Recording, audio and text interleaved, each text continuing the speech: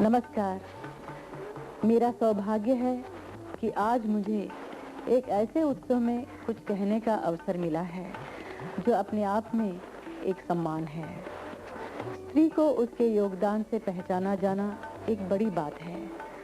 यही नारी के मान सम्मान का एक उदाहरण है। इतिहास गवाह है कि हर प्रगति के पीछे स्त्रियों की शक्ति को सराहा गया है। महिला एवं बाल विकास विभाग की ओर से 5 महिलाओं को ये पुरस्कार दिए जा रहे हैं। वे सभी महिलाएं आज यहाँ उपस्थित हैं। इन सभी महिलाओं ने अपना सारा जीवन समाज की प्रगति, स्त्री शिक्षा, उनके अधिकारों, आत्मनिर्भरता, पर्यावरण, जीवन के हर पहलू और बाल विकास में लगा दिया। और धन्य हैं वे महान नारियां, रानी लक्ष्मीबाई, अहल्याबाई होलकर, जीजा माता, गईदिन-ल्यू और पहली शताब्दी की नारी कन्नगी, जिनके नाम पर इन पुरस्कारों का नामकरण हुआ। और धन्य है वे महिलाएं जिन्हें इन पुरस्कारों के लिए चुना गया।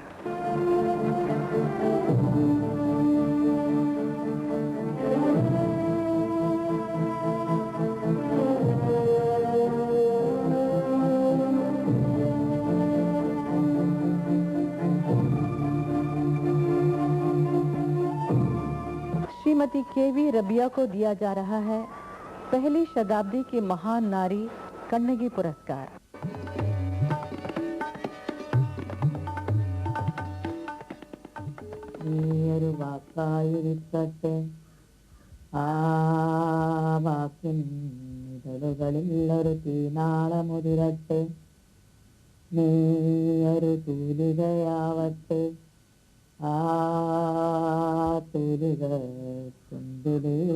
സത്യത്തിൻ ശാന്തി മന്ത്രങ്ങളുതിരട്ടെ, നീയൊരു കർപ്പൂര തിരുനാളമാവട്ടെ,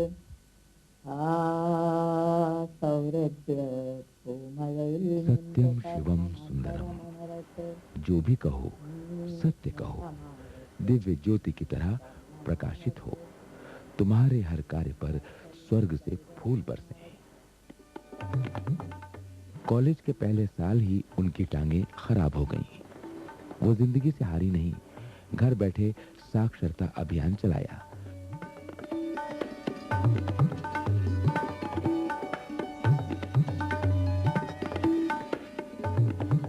रोजगार के द्वार खोले।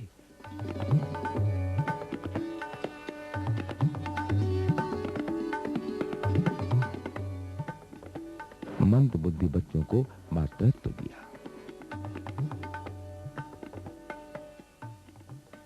വേങ്ങര ഞങ്ങൾ സർവേ നടത്തി നോക്കിയപ്പോൾ വേങ്ങരയിൽ ഒരുപാട് വികലാംഗരായ കുട്ടികളുണ്ട്.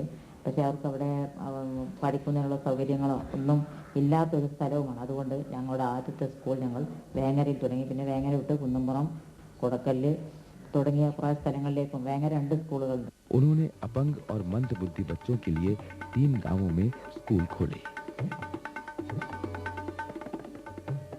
അവശരർക്കും അവഗണന അനുഭവിക്കുന്നവർക്കും मेरी आत्मा से आवाज उठी कि मैं जरूरतमंद, पीड़ित और दुखी लोगों की हर तरह मदद करूं। വീൽചെയറിന്റെ ചക്രമേ എന്നെ നീ നയിച്ചാലും, അതാണ് എനിക്ക് ആ ഒരു ഉൾവിളി. മത ആശയങ്ങൾ അതല്ലെങ്കിൽ മഹാന്മാരുടെ ജീവിത കഥകൾ എൻ്റെ മനസ്സിൽ അങ്കുരിപ്പിച്ചപ്പോൾ അതിൽ നിന്ന് തുടങ്ങിയ പ്രവർത്തനങ്ങളാണ്। महान लोगों के जीवन से मुझे प्रेरणा मिली। महिला समाज बनाऊं, पुस्तकालय खोलूं, विद्यार्थियों के लिए ट्यूशनें चलाऊं और लघु उद्योग आरंभ करूं। ഇപ്പോൾ പുതിയ അസുഖത്തിന്, അതായത് ക്യാൻസർ എന്ന പുതിയ അസുഖത്തിന് കൂടി അടിമപ്പെട്ട जब मुझे मालूम पड़ा कि मुझे कैंसर है तो मैं डरी नहीं, बल्कि उसे भगवान की सौगात समझकर मंजूर कर लिया। ഞങ്ങളുടെ പ്രവർത്തനത്തിന്റെ ആദ്യ ലക്ഷ്യം വികലാംഗ പുനരധിവാസം തന്നെയായിരുന്നു. പിന്നെ അത് കഴിഞ്ഞിട്ട് കഴിയുന്നത്ര ഗ്രാമങ്ങളിൽ കഴിയുന്നത്ര സ്ത്രീകൾക്ക് സ്വയം തൊഴിൽ കൊടുക്കുക. അതിനുവേണ്ടി ഞങ്ങൾ കുറേ സ്വാശ്രയ സംഘങ്ങൾ രൂപീകരിച്ചു. കുറേ പേർ പിന്നെ കുടിൽ വ്യവസായങ്ങൾ തുടങ്ങി. അതിലൊന്നാണ് मेरे लक्ष्य अपंगों की मदद, औरतों को लघु उद्योग में लाना ताकि वो अपने पांव पर खड़ी हो सकें। ഇന്ന് നല്ലൊരു ഐഡിയ മനസ്സിലുണ്ടായിരുന്നു. കമ്പോളങ്ങളിൽ നിന്ന് मैं सोच रही हूँ कि हम थोक के भाव रोजमर्रा का सामान खरीदें। प्रचून के भाव बेचें ताकि ग्राहक और हमारे कार्यकर्ताओं को मुनाफा हो। ഒരു സ്ഥലത്ത് നല്ല നമ്മൾ കളക്ട് ചെയ്ത് അതിനൊരു ഗോഡൗൺ ഉണ്ടാക്കി വെച്ചാൽ അതിനുള്ള സൗകര്യം ചലനം നമ്മൾ എടുത്തുണ്ടാക്കുകയാണെങ്കിൽ ഫീൽഡിലുള്ള പ്രവർത്തകർ അത് വിൽപ്പന നടത്തുമ്പോൾ നമുക്കൊരു 2 രൂപയെങ്കിലും മാർക്കറ്റിൽ നിന്ന് ഒന്നിച്ച് വാങ്ങുമ്പോൾ ലാഭം കിട്ടും. ആ 2 രൂപ പക്ഷേ നമുക്ക് വീടുകളിൽ കൊണ്ടുപോയി കൊടുക്കുമ്പോൾ അതിൽ 1 രൂപക്ക് അവർക്ക് ലാഭത്തിന് വിറ്റാൽ വീട്ടുകാർക്കും ലാഭം, നമ്മുടെ പ്രവർത്തകർക്കും ലാഭം. പക്ഷെ ഞങ്ങൾ प्रवर्तनते इधर അത് ഞങ്ങളുടെ ഒരു ഐഡിയ ആണ്. हमारे कार्यकर्ता चलनम प्रकाशित किताबें बेचकर मुनाफा कमा रहे हैं।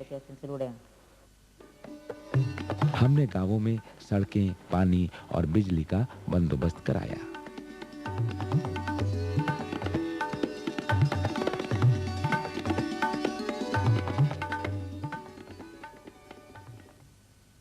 സമൂഹത്തിൽ ജീവിച്ചു എന്നതുകൊണ്ട് മാത്രം നാം ആരും സമൂഹജീവിയാവുന്നില്ല.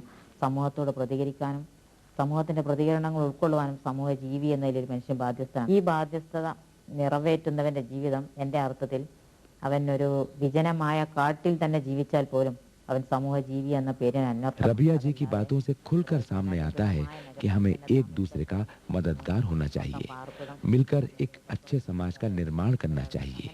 जिंदगी तभी जिंदगी है।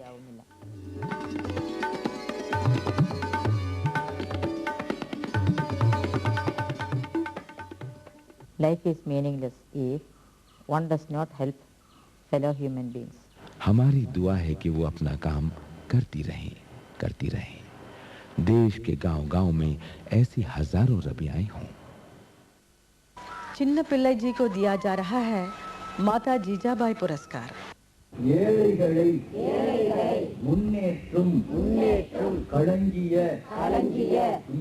हम शपथ लेते हैं कि कलंजियम, जो एक सामूहिक संस्था है जो गरीबों को सहायता देकर खुशहाल करती है, उस संस्था के प्रकाश को गांव-गांव फैलाएंगे। களஞ்சி 20 மக்கள் சேர்ந்து ஒரு களஞ்சியை உருவாக்கி 10 ரூபாயா சேமிச்சு 20 பேருக்குள்ளே 5 ரூபாய் வட்டிக்கு 10 रुपए डालकर 20 लोग मिलकर एक कलंजियम बनाते हैं। अनेक कलंजियम मिलकर बन जाती है एक सामूहिक संस्था। लोग ब्याज पर आर्थिक सहायता ले सकते हैं।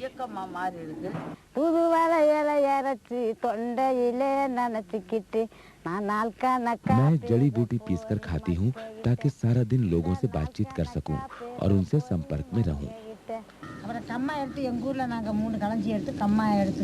हम 3 तालाब किराए पर लेते हैं, उनमें मच्छी पालन करते हैं। जो बचत होती है कलंजियम में जमा कर देते हैं।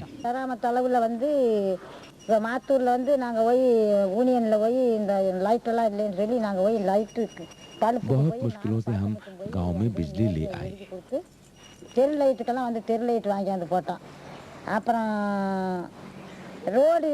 ஒரு ஊருக்கு ரொம்ப கஷ்டமா தண்ணியே தான் வர அந்த ஊருக்கு போக முடியாது. அந்த ஊர்ல போய் எங்க ऐसे ही कीचड़ भरे रास्तों को हमने सड़कों में बदल लिया। யூனியன்ல போய் கேட்டு நாங்களா முன்னாடியே காசு போட்டு செஞ்சுட்டு அப்புறம் அவங்ககிட்ட காசு வாங்கி அந்த காசை அந்த களஞ்சியத்துக்கு நிரப்பணும். களஞ்சியத்தில் யார் கடன் ஒருத்தருக்கு 5000 10,000 வேணுமா, அப்புறம் களஞ்சி அளவில் வந்து மொத்தமாக அந்த 20 பேரும் பேசி அவங்களுக்கு தீர்மானம் பண்ணி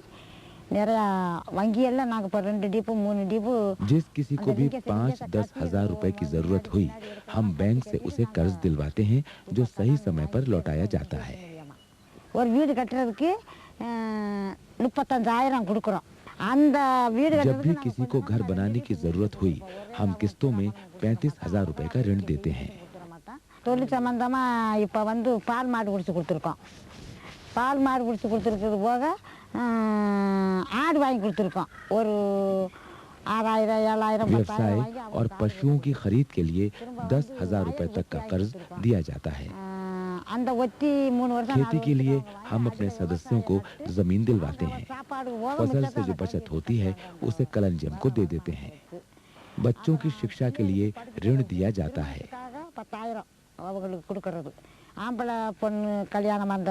शादी के लिए भी 10,000 रुपए तक का ऋण दिया जाता है। काफी हद तक हम नशीले पदार्थों के सेवन में कमी ले आए हैं। चिन्ना पिल्लई एक त्यागमयी, खुले दिल वाली और महान नारी है। मेरी टांग मत खींच, நான் மட்டும் பண்ணல. அது இப்போ ஒரு பகுதி எடுத்தோம்னா நான் மட்டும் இல்லை, பகுதியில் ஒரு 300 பேர் இருப்பான். அந்த 300 பேர்த்தில் 7 பேர் கமிட்டி பொறுப்பாளர் இருக்காங்க. ஆனால் அவங்களுக்கு நான் முன்னோடியாக இருப்பேன். நாங்கள் மனுஷனோட காலத்தை யாரும் சொல்ல முடியாது. நாங்கள் ஒருத்தர் இருப்போம், ஒருத்தர் போயிடுவோம். எங்களுடைய மரணத்தை சொல்ல முடியாது. எப்போதும் காலங்காலமாக பிள்ளை தலைமுறையா எந்த வாழையடி வாழையா இதில் मैं अकेली नहीं, सब काम हम मिलकर कर रहे हैं। चिन्ना पिल्लई लड़ रही थी, लड़ रही हैं, लड़ती रहेंगी, सबके साथ आगे बढ़ती रहेंगी। ब्रह्मचारिणी कमलाबाई जी को दिया जा रहा है 18वीं शताब्दी की लोक माता अहल्याबाई होलकर पुरस्कार। आज से कुछ दशकों पहले राजस्थान के एक पिछड़े इलाके में श्री महावीर मुमुक्षा महिला आश्रम पहुंची कमलाबाई। तभी उनके मन में एक ज्वाला जागी, आदिवासी महिलाओं और लड़कियों को पढ़ाया जाए। नारियों की दशा दयनीय थी, उनको हीन दृष्टि से देखते थे सब। और अगर एक महिला गुजर गई तो उनके परिवार वाले पति कहते थे कि मर गई तो दूसरी आ जाएगी। तो ये मुझे अखरता था। तो मैंने सोचा कि महिलाओं को जो कि अबला के रूप में समझते हैं, वो अबला नहीं बनकर इनको सबला बनाना। 100 शिक्षकों के बराबर है एक माँ। जितनी शिक्षा एक मास्टर नहीं दे सकता, उतनी शिक्षा एक माँ दे सकती है। माँ का ममत्व तो अलग होता है। तो मैंने सोचा कि क्यों न मैं इतनी बेटियों की माँ बन जाऊं और उनको शिक्षित बनाऊं। तो इसी सोच विचार करके मैंने नारी शिक्षा पर ये जोर दिया। पहले मैं आई थी जब तो कुछ भी नहीं था और सब जगह टीले ही टीले थे। थोड़ा थोड़ा आगे बढ़ा, इस समय तो काफ़ी प्रकृति पर है ये। विद्यालय भी, मंदिर भी, धार्मिक काम भी बहुत अच्छा होता है। धार्मिक संस्कार भी सब में बहुत अच्छे हैं। पहले में बहुत अंतर हो गया। नारी प्रबला हो, सबला हो और ज्ञान संपन्न होकर के सेवा व्रत में कार्यरत हो, इसी उद्देश्य से उसके व्यक्तित्व को यहाँ पर निखारा जाता है और उसका निर्माण किया जाता है। मैं तो नहीं कहती कि नारी अबला है। मैं मानती हूँ प्रत्येक नारी नहीं बल्कि प्रत्येक जीव छोटे से लेकर बड़ा तक सबल रहता है। अबला किस बात की, उसमें किस बात का बल नहीं है। कहीं से भी जोड़कर देख लो, किसी भी कार्य में देख लो, महिला कहाँ पीछे रही, आज कहीं पर भी पीछे नहीं। एक नारी पढ़ेगी तो 7 पीढ़ी तिरेगी। तो नारी का सम्मान होना एक ही लक्ष्य था मेरा। तो नारी को आगे बढ़ना तो अच्छा है, बढ़ाना चाहिए उनको, लेकिन आगे बढ़ने के बाद भी उसको अपनी मर्यादा में रहना। कि माता शत्रु पिता बैरी, एन बालों न पाठते विद्याहीना न शोभनते निर्गंधा यो किंसुका। कहते हैं कि पिता शत्रु है, माता बैरी है, कि संतान को नहीं पढ़ाया। पहली कक्षा से लेकर 10वीं तक चलता था, फिर 12वीं हुआ, फिर कॉलेज हो गया। इसके बाद इच्छा थी कि बीएड और एसटीसी खोला जाए। तो इस समय बीएड में 120 लड़कियां हैं, एसटीसी में 150 लड़कियां हैं। आगे मेरी इच्छा कंप्यूटर की थी, इस समय मेरे पास 21 कंप्यूटर है। अब मेरी इच्छा है कि आयुर्वेद का चलाया जाए। आयुर्वेद में ऐसा है कि कोई हिंसा का काम नहीं है। अच्छे बोलना, सत्य पर विश्वास रखना, जीव को मारना नहीं, जीवों पर दया करना, ये सब अहिंसा में आता है। तो हम सब इस धर्म में हमारी बच्चों को भी हम यही बताते हैं कि आप कटु वचन नहीं बोलना, किसी की चोरी नहीं करना, सत्य बोलना, सबसे प्रेम भाव से रहना, ये सब अहिंसा में है। आगे एमएड करना है, इसको एक विश्वविद्यालय बनाना है। ये सोचती हूँ मेरी जिंदगी में ये काम कर दूँ मैं।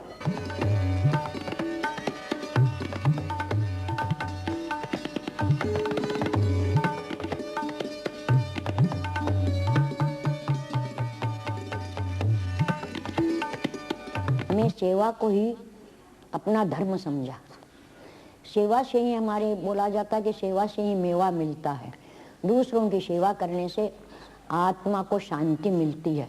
इसीलिए अपने से कमजोर पार्टी की सेवा करना, उस पर दया करना, उस पर क्षमा भाव रखना ही हमारा कर्तव्य है। कमलाबाई का स्वप्न हुआ साकार, नारी को मिला आधार। किनकरी देवी जी को दिया जा रहा है 19वीं शताब्दी की रानी लक्ष्मीबाई पुरस्कार।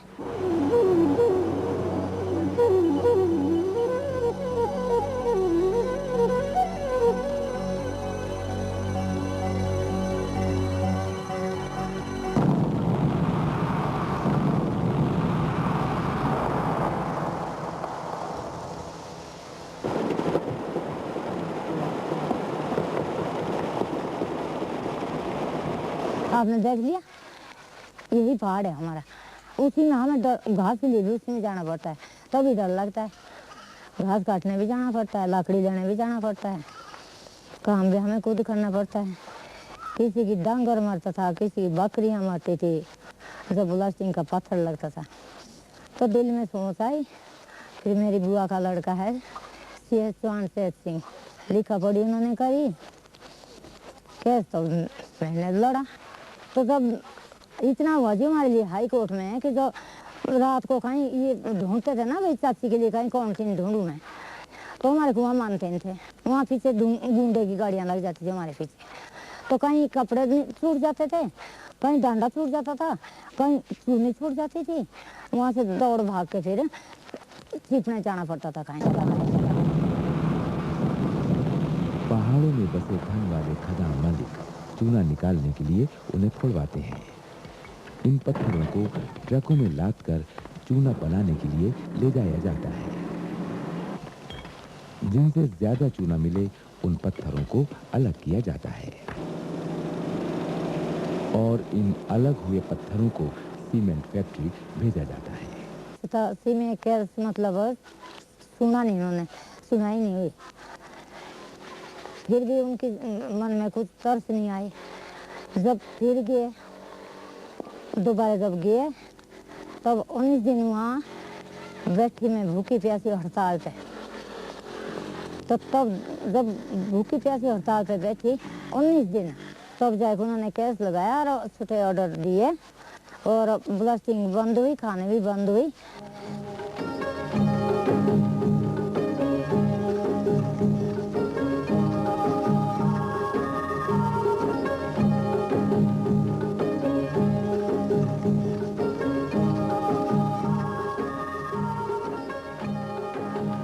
सिर्फ 19 दिन तक ये केस बंद रहा। 19 दिन से फिर ये दोबारा पता नहीं इन्होंने कैसे छुट्टे ऑर्डर लाए, दोबारा इन्होंने खाने खोल दी। अब खाने लगा रहा कि ब्लास्टिंग खूब होती है, रज रज के होती है। 48 ठेकेदार इकट्ठे हो गए, सुप्रीम कोर्ट गए, तो मेरे ऊपर फिर ये राजवन की खान है ना जी सिंचाई की, इसके ऊपर इसी के बारे में फिर मेरे ऊपर केस किया। इसके ऊपर केस किया तो मेरे को दिल्ली जाना पड़ा सुप्रीम कोर्ट। पहले गई मैं, तब दोबारा गई। जब दोबारा गई मैं तो दोबारा मेरी सुनाई हुई वहाँ, और वहाँ से भी उन्होंने ऑर्डर दे दिए सिंचाई की खान वो भी बंद कर दी। अवैध रूप से ये काम अभी भी जारी है। खदान मालिक कम चूना देने वाले पत्थरों को कूट के जो पाउडर बना रहे हैं, उनसे टूथपेस्ट और टेल्कम पाउडर का बेस बनता है। पोल्ट्री फीड और चूना पाउडर भी बनता है। बारूद की जो धूल है ना जी, और चूने की धूल, इसमें क्या आदमी 50 साल से बच नहीं सकेगा। ये धूल जो है अंदर बैठ जाएगी ना जी, तो इसमें तो एक दमा पैदा तभी होने लग रहा है। किसी को टीबी पैदा हो रही है, किसी को दमा पैदा हो रहा है, किसी को कुष्ठ पैदा हो रहा है। तो हमारे को तो इस बात से बड़ा दुख हो रहा है, मेरे को तो बड़ा दुख है। इंसानों के साथ साथ पर्यावरण का कितना नुकसान हो रहा है। पहाड़ियाँ धंस रही हैं, लकड़ियाँ कट जाती हैं, जंगल सूने रह जाते हैं, फिर न मौसम न बारिश। बारिश भी आती है जब जंगल होता है, बारिश भी तब आती है। पानी के सोर्स हमारे खत्म हो गए ब्लास्टिंग से। पानी हमारा जहाँ 8 इंच था वहाँ 2 इंच भी नहीं रह रहा, अब भी नहीं रह रहा। जब सर्दी के मौसम है, जब गर्मी की मौसम आएगी तो हम लोग कहाँ जाएंगे फिर। ये जरूर है कि जितना जंगल इन्होंने फाड़ भी रखा है, इतना जंगल पीछे इसकी मरम्मत पीछे होनी चाहिए।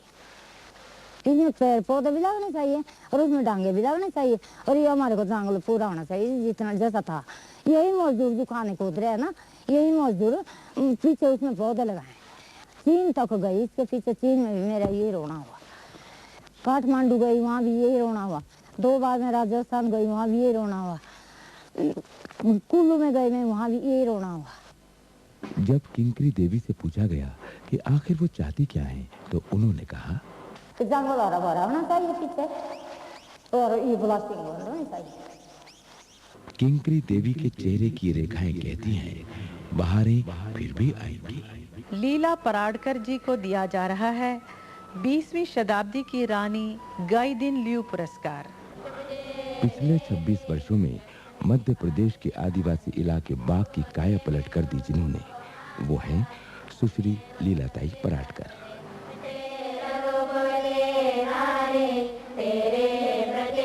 पिछले 2 दशकों में अथक परिश्रम से इन्होंने वनवासी बच्चों में शिक्षा का प्रसार किया। मुझे इस आश्रम में तो 20 साल हुए हैं, लेकिन वनवासी क्षेत्र में मैं 1974 से जसपुर में थी।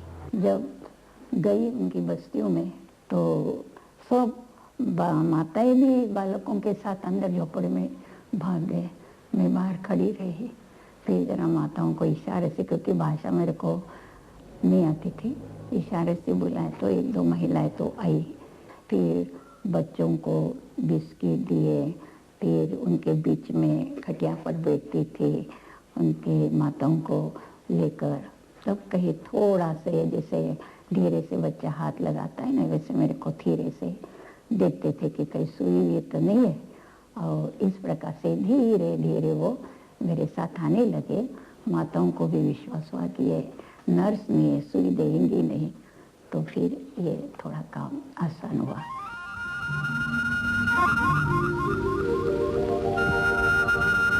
उनका सपना अब इन आदिवासियों को अपने सर पर ये बोझ नहीं, मस्तिष्क में ज्ञान का उजाला लेकर चलना है, एक नए क्षितिज की ओर।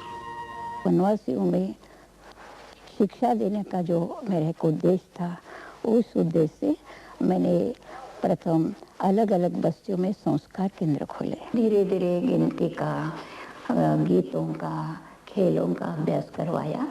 और माँ बाप भी पूछने लगे कि इनको हम स्कूल में भेजे तो इनके लिए स्कूल क्यों नहीं खोलते।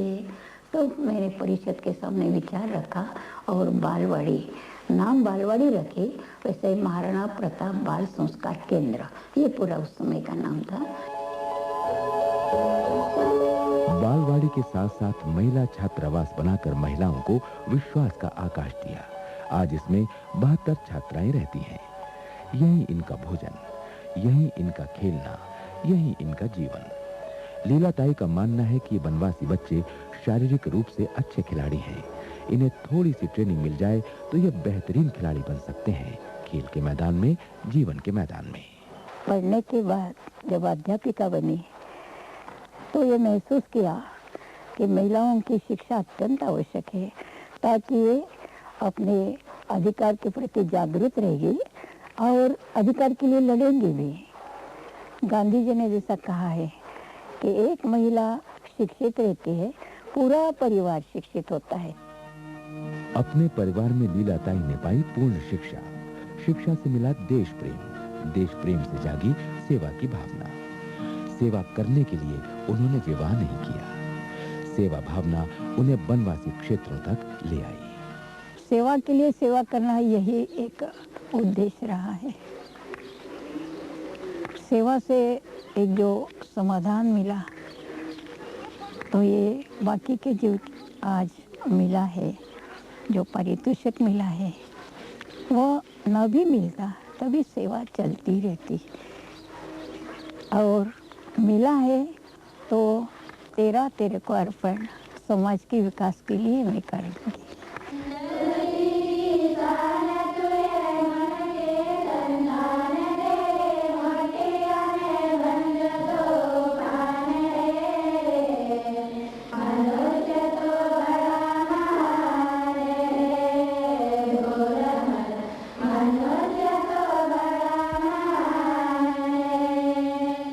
जहाँ अंधेरा वहाँ ज्ञान का सूर्य उगाया।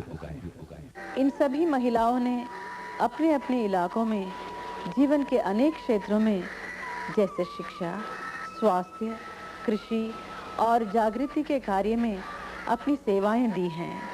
इनकी सेवाएं न जाने कितनी ही महिलाओं के लिए प्रेरणा बनी। ये साल महिला सशक्तिकरण वर्ष के रूप में मनाया जाना घोषित हुआ है। आज ये पुरस्कार वितरण दिवस आने वाली सदियों के महान कार्य का पहला कदम है। इस कदम का स्वागत कीजिए। हम होंगे